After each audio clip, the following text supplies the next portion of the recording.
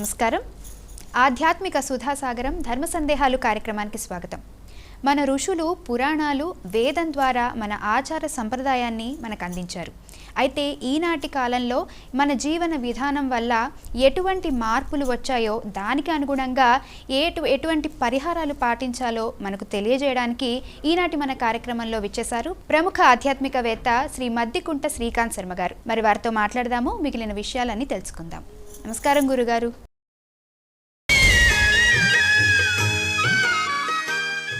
మొదటి ప్రశ్న చూద్దాం గురుగారు. గుంటూరు నుండి లక్ష్మి గారు రాస్తున్నారు, నిత్య పూజల్లో పాటించవలసిన నియమాలు ఏంటి అని అడుగుతున్నారు. శుచి, శుభ్రత ఇవి నిత్య పూజలోనే కాకుండా అన్ని సందర్భాల్లో పాటించదగినటువంటివి. ప్రత్యేకించి నిత్య పూజ గురించి మాట్లాడుకుంటే నిత్య పూజ మన కర్తవ్యం. భగవంతుడు 84 లక్షల జీవరాశుల్లో మానవ జన్మ ఉత్తమమైనటువంటి జన్మగా భావిస్తారు కనుక అలాంటి జన్మను భగవంతుడు ప్రసాదించాడు కనుక భగవంతునికి కృతజ్ఞత తెలుపుకోవడం కోసం నిత్యము దైవారాధన అనేటువంటిది ఆర్షధర్మంలో నియమించబడినటువంటి ఒక పద్ధతి. ఇందులో నియమాలు: ధూపం వినా పూజనం అప్రశస్తం, దీపం వినా మందిరం అప్రశస్తం అంటుంది ధర్మశాస్త్రం. అంటే మనం పూజ చేసేటువంటి సందర్భంగా ధూపము దీపము ఖచ్చితంగా ఇవి రెండు నిత్య పూజలు ఉండేట్టుగా చూసుకోవాలి అని చెప్తారు.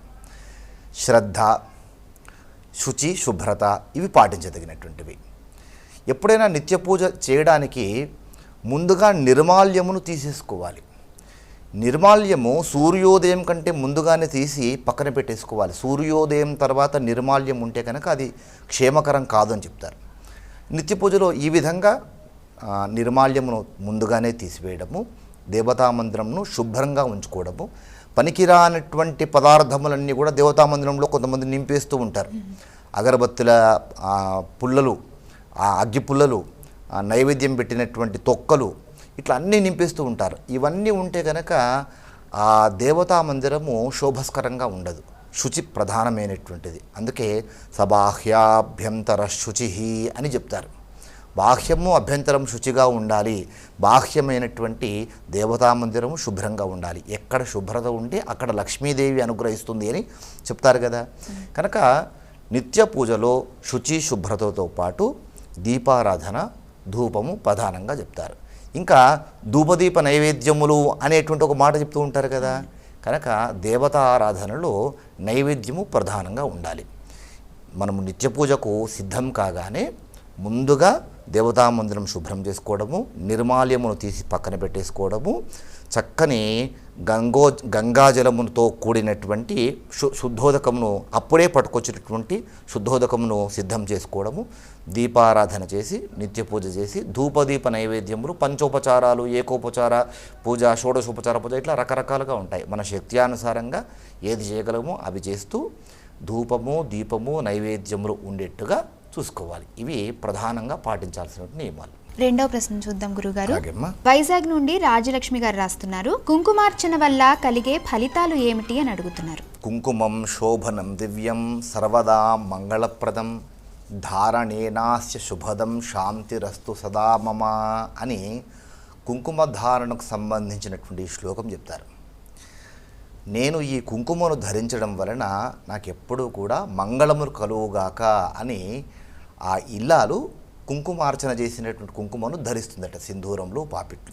కుంకుమార్చన వల్ల ప్రత్యేకమైనటువంటి ఫలితాలు ఏంటంటే అమ్మవారు కుంకుమార్చన ప్రియురాలు, సువాసిన్యర్చన ప్రీత అని లలితా సహస్రనామాల్లో కూడా చెప్తారు. సువాసిని అని అంటే కుంకుమతో కూడినటువంటి ముఖము కలిగినటువంటి ఆ సువాసిని. ఆమె చూడగానే మనకు ఒక విధమైనటువంటి భావన కలుగుతుంది. ఆ కుంకుమార్చన ఆ అమ్మవారికి అంత ప్రీతికరమైనటువంటిది. అలా ఎవరైతే కుంకుమార్చన చేస్తారో చేసినటువంటి వారి యొక్క కష్టములను వారి దరిదాపుల్లో రాకుండా అమ్మవారు అనుగ్రహిస్తుంది. అలా మీరు ఏ అమ్మవారిని ఉద్దేశించి అయితే కుంకుమార్చన చేస్తూ ఉన్నారో ఆ అమ్మవారిని స్మరణ చేసుకుంటూ కుంకుమార్చన చేస్తాం. చేయబడినటువంటి కుంకుమార్చన ఉపయోగించినటువంటి కుంకుమను నిత్యము కుటుంబ సభ్యులు ధరిస్తూ ఉండాలి. ఈ కుంకుమ ధారణ అనగానే కేవలం ఆడవాళ్లకు మాత్రమే పరిమితం అని చెప్తారు. కుంకుమ కేవలం ఆడవాళ్లకు మాత్రమే పరిమితం కాదు. కుంకుమ హిందూ సంస్కృతిలో భాగం. కుంకుమ ధారణ వల్ల నేను హిందువును అని చెప్పేటువంటి ఒక చిహ్నం. కుంకుమను ధరించడం వలన నేను నిజాయితీగా జీవించేటువంటి వ్యక్తిని అని సింబాలిజంగా చెప్పుకోవడం అన్నమాట. అట్లా మన ధర్మానికి ప్రతీకమైనటువంటిది కుంకుమ. స్త్రీ పురుషులు అందరూ ధరించవచ్చు. కుంకుమను నిత్యము ధరించడం వలన ఎదుటి వ్యక్తికి ఒక ఆధ్యాత్మిక భావన మనపైన కలుగుతుంది. సైంటిఫిక్గా కూడా ఏ విధమైనటువంటి దృష్టి దోషములు కూడా మనకు కలగకుండా ఇలా పింగళ అనేటువంటి ఈ రెండు నాడులకు మధ్యలో సుషుమ్నా నాడిలో ధరించడం వలన ఏ విధమైనటువంటి హిప్నాటిజంకు కూడా గురి కాకుండా ఉంటారని కూడా సైంటిఫిక్గా చెప్తారు. ఇన్ని శుభ ఫలితాలు కుంకుమను ధరించడం వల్ల కలుగుతాయి కనుక కుంకుమార్చన చేయడం వలన అమ్మవారు సంతృప్తి చెందుతుంది. అలాంటి కుంకుమను ధరించడం వలన మనకు శుభం కలుగుతుంది. గురుగారు, మరొక ప్రశ్న చూద్దాము. అలాగే. ఖమ్మం నుండి నాగరాజు గారు రాస్తున్నారు, మెడలో ధరించే మాలలు ఏవి శ్రేష్టం అని అడుగుతున్నారు. సనాతన ధర్మములో జపము, ధ్యానము, ఆరాధన అనేటువంటివి ప్రధానంగా చెప్తారు. ఇందులో జపము, భగవన్ నామమును జపించడానికి ఉపయోగించేటువంటిది జపమాల. ఒక సంఖ్య కోసం మనం ఏర్పాటు చేసుకుంటాం. ఈ జపము నిమిత్తము ఉపయోగించేటువంటి జపమాలలో పలు విధములుగా ఉంటాయి. అందులో రుద్రాక్షమాల, స్ఫటికమాల, చందనమాల అంటే తులసిమాల ఇట్లాంటివి ఉంటాయన్నమాట. ఇందులో ఏది శ్రేష్టము అనంటే వారి వారి సాంప్రదాయాన్ని అనుసరించి అవి వారికి యోగ్యమైనటువంటివి. ఇప్పుడు స్మార్త సాంప్రదాయంలో, అద్వైత సాంప్రదాయంలో, శైవ సాంప్రదాయంలో ఉండేటువంటి వారు అంటే శివుణ్ణి ఆరాధనగా చేసేటువంటి సాంప్రదాయం కలిగినటువంటి వారు రుద్రాక్షలు శివుని నుంచి ఉద్భవించినటువంటివిగా చెప్తారు కనుక వారి యొక్క జపములో కానీ వారు మెడలో ధరించడానికి కానీ ఈ రుద్రాక్షమాలలు శ్రేష్టమైనటువంటివిగా చెప్పుకోవచ్చు. అలాగే వాళ్ళు తులసిమాలను ధరించకూడదా అని కాదు, ధరించవచ్చు. స్ఫటికమాలను ధరించవచ్చు. ఇక వైష్ణవ సాంప్రదాయంలోకి మనము వాళ్ళ గురించి చెప్పుకుంటే వాళ్ళు తులసిమాలను ధరించడము శ్రేయస్కరంగా చెప్తారు. అది విష్ణు ప్రీతికరమైనటువంటిది. కార్తీక మాసం వచ్చేసరికి ఈ తులసి కాష్టమాలను ప్రతి ఒక్కరూ ధరించాలని మనకు కార్తీక పురాణంలో చెప్తారు, ధర్మసింధువులో కూడా చెప్తారు. స్ఫటికమాల ఉంటుంది. స్ఫటికమాల అనేటువంటివి అన్ని సాంప్రదాయాల వాళ్ళు ధరించవచ్చు, తెల్లగా ఉంటుందన్నమాట.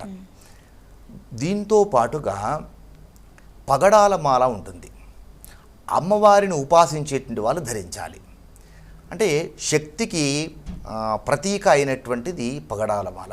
అంటే శాక్తేయంలో ఉండేటువంటి వారు, అమ్మవారిని ఆరాధించేటువంటి వారు, లేదా అమ్మవారి యొక్క నామ జపములు చేసేటువంటి వారు, ఈ వీరెవరైనా కానీ ఈ పగడాల మాలను ధరించవచ్చు. అయితే కొన్ని సందర్భంలో కొంతమంది పంచాక్షరి జపం చేస్తూ ఉంటారు. అలాంటి సందర్భంలో రుద్రాక్షమాలతో పంచాక్షరి జపం చేయడం ఉత్తమమైనటువంటిది.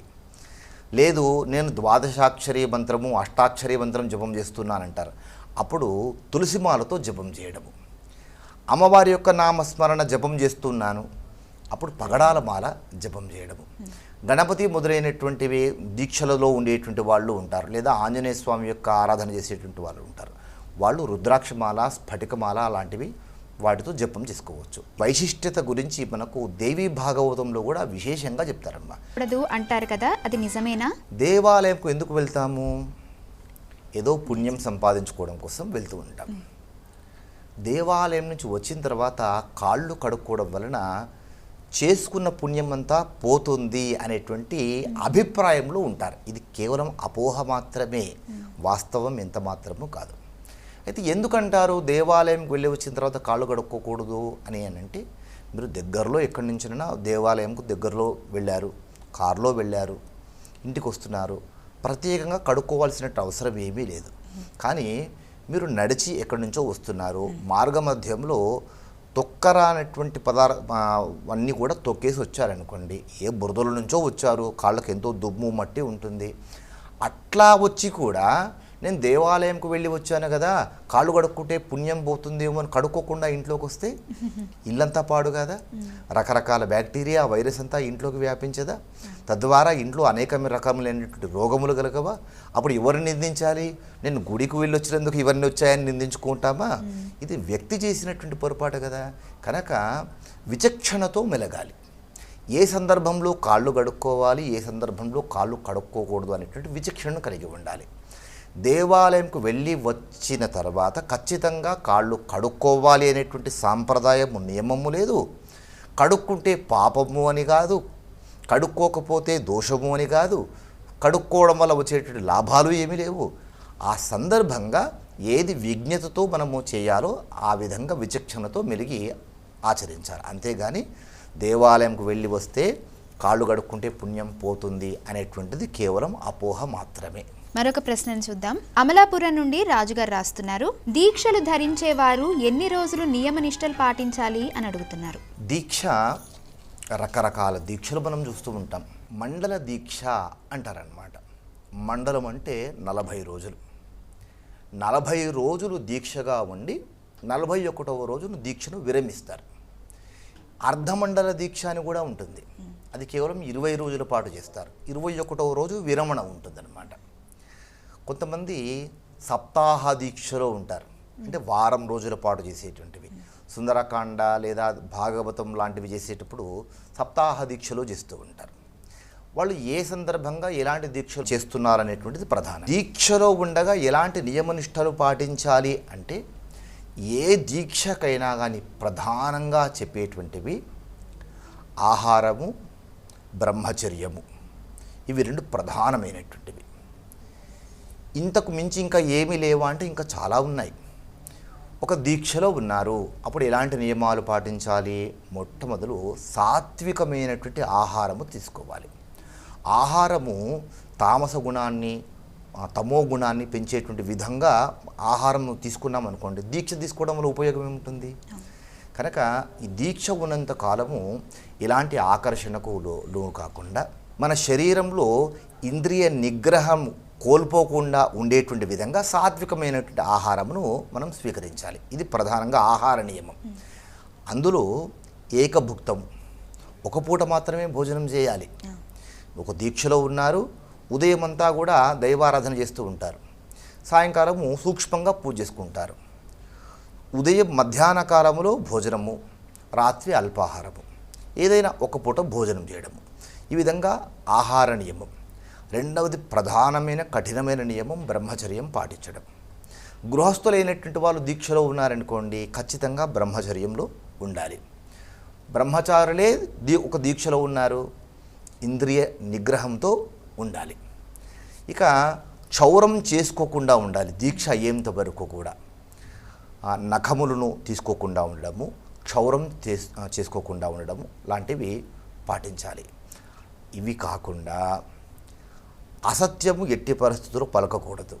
అనగానే వెంటనే ఒక డౌట్ వస్తుందమ్మా, అంటే దీక్షలో ఉన్నంతకాలమే అసత్యం పలకకూడదు, దీక్ష అయిపోతే పలకొచ్చా అంటే మానవ జీవితము నిరంతరం దీక్షతో కూడుకున్నటువంటిదే. మనం పుట్టినప్పటి నుంచి మనం చదువుకునేటువంటి సమయంలో కూడా ప్రతిజ్ఞ చేస్తాం, భారతదేశము నా మాతృభూమి, భారతీయులందరూ నా సహోదరులు అని. అది కూడా దీక్షనే, అదొక ప్రతిజ్ఞ. అట్లా జీవితం అంతా కూడా కట్టుబడే ఉండాలి. కలి ప్రభావం అనేటువంటి కొంత ఉంటుంది కనుక ఈ కాలంలో సత్యహరిశ్చంద్రుడు లాంటి వాళ్ళు, రామచంద్రమూర్తి లాంటి వాళ్ళు, కష్టం ధర్మరాజు లాంటి వాళ్ళు కనుక కనీసం ఈ దీక్షలో ఉన్నంత కాలమైనా కానీ సత్యమును పాటిస్తూ ఉండాలి, ధర్మం ఖచ్చితంగా పాటిస్తూ ఉండాలి. ఇట్లాంటివి పాటిస్తూ భూషేరము అనేటుంటారు. అంటే మంచం మీద పడుకోకుండా ఉండాలి.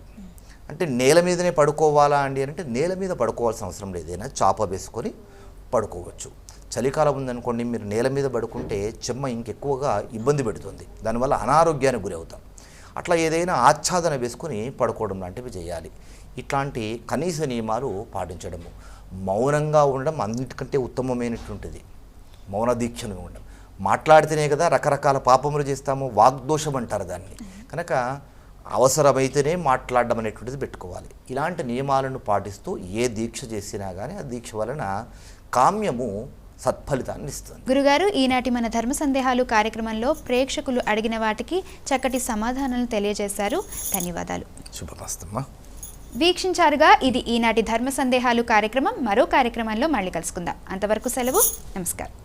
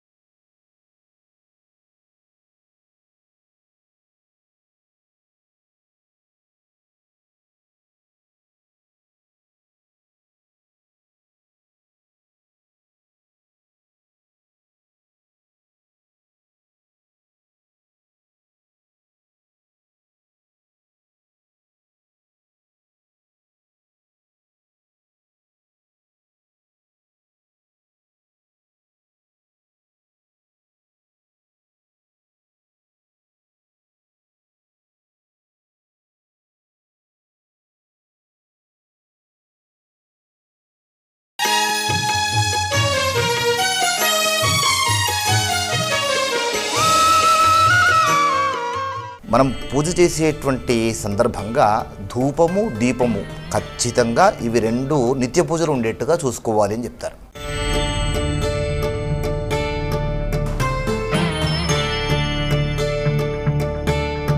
కుంకుమార్చన వల్ల ప్రత్యేకమైనటువంటి ఫలితాలు ఏంటంటే అమ్మవారు కుంకుమార్చన ప్రియురాలు, సువాసిన్యర్చన ప్రీత అని లలితా సహస్రనామాల్లో కూడా చెప్తారు.